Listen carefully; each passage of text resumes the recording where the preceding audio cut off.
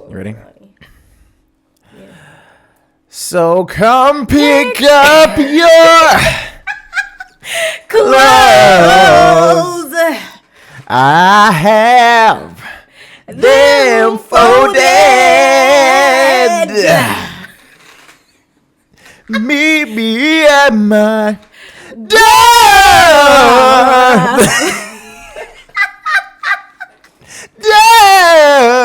While it's still open. Hello. What's good, y'all? The internet. We're back with another video. Y'all, this folded challenge has been killing me. Yes. Fold us, Lord. Fold us. Yes, Lord. But yeah, we came to talk with you all about the podcast that Kirk Franklin has. It's called the Den of Kings. And he had some people on there, Kev on Stage, Ray J, Dr. J Barnett, and Jonathan Majors and NLE. NLE the Great. Mm-hmm. He's no longer NLE Choppa. But basically, we watched it in its entirety, and we have some thoughts that we want to share with you. Have you read the Bible? I read the Bible. I listen to the Bible. I receive from source straight. I would say read it again. Sir. Let me ask you a question, Ray J. First, I want to say how cool it is for a gospel artist like Kirk Franklin to create a space for anybody. You know, like no matter whether they're Christian, non-Christian. You know what I mean? But everything. But majority of the men that were on there were rather like close to Christianity, if anything. Yeah. They were believers. Yeah. But like also like rappers, like, different, I'm just saying like different people that are outside of like Christian realm, but majority were Christian. And then I also loved how there was a space for just black men. Yeah. As a black woman, one of the things that I always hope for is that my black man has a space where he feels like he can be vulnerable, specifically with other black men. Like I'm always hoping that he has at least one good friend, which I know that he does, to be able to be vulnerable with about like what it feels like to be a black man in today's society. Yeah. So I absolutely love the creation of the platform. Now, let's get into it. NLE Choppa. NLE the Great now. NLE the Great. Are awoken. Is awoken a word? He recently awakened. He's more on the more spiritual side. Not necessarily he's faith. Like he has a faith. He's not really like religious, I would say. Mm-hmm. But he has a faith. He believes in God. He believes in tapping into with the source. No intermediate steps. It's just him and the source. While they were having this conversation, it was just a lot of things that it just felt like NLE could relate, but it's just, I think relatability also has to come with age too. People in the same age ranges can relate to each other in different ways. Now, somebody that's younger, he's been through a lot in his life, but I just think the way that he worded certain things made it seem like he had everything all figured out. You can't tell him shit. When I'm 22, that's all you can tell me. And the OGs, they used to tell me shit, and I'd be like, for sure, OG, much respect. All right, cool.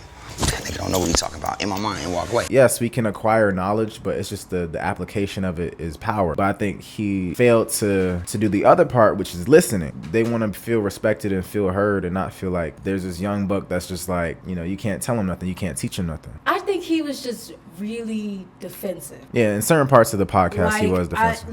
My emotions for him throughout the whole podcast was like this. It was like... Because he would say some really smart shit, and then he'll get defensive because it seemed like they weren't really listening to him. Right. It was like there were moments where I was on the same page with him, and then he would lose me.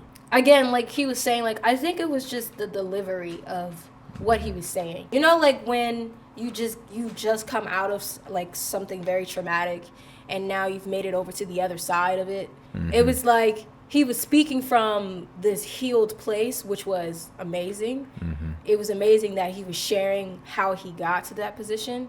but it was like the relatability to what someone else was saying that was like maybe a little bit older. I also think like he don't talk to a lot of people anyway.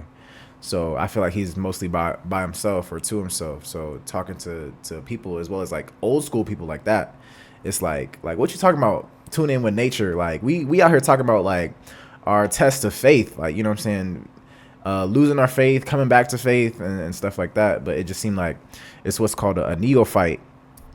He seems like he just tuned into this knowledge, and now he's just like, he sound like he reading from a book, like he reading quotes from a page of a book or something he heard on a podcast. Yeah. So like that's the thing with like younger people that are tuning into this very structured, and it's very saturated. The knowledge is very saturated, but it's how you go about explaining the knowledge and explaining yourself to other people. When you gain more knowledge on something, that doesn't mean you should lose your humanity. Like, you have to be connected to your humanity. And the only reason why I'm saying that is because like a part of me even saw myself in him. He had so much excitement to share. Very passionate. What he did when he said he isolated himself for like 3 to 4 months, and he said that he was having this like deep conversation with God, and God was helping him, viewpoint the points of his life where he felt like he really needed to work on, like, and to change. And he was so full of passion that the passion almost came out like arrogant. Yes. Still now. And also in the Bible, people in the Bible were like, Jesus was like, I don't understand what is happening. It's not meant for you to understand. Right, but this is what I'm saying though. Hear what I'm saying. In that moment, when it's like he was trying to keep up with the conversation, but he was going at it from an angle where it's like, why would you bring that up? You know what I'm saying? Like, why are you attacking it from that angle instead of being like, okay, I understand, like, you know what I'm saying? Instead of like an empathetic angle. Yeah. Like, it was like knowledge. Like, the knowledge was so... It's more like logic based. Yes. Like, there's no emotion. Like, there was no warmth behind it. And even just recently, we just went to church. And the pastor was like, not everybody needs... If someone's vented to you, not everyone needs like a script, like a Bible verse. Scripture. Like, sometimes people just want to talk to you as people.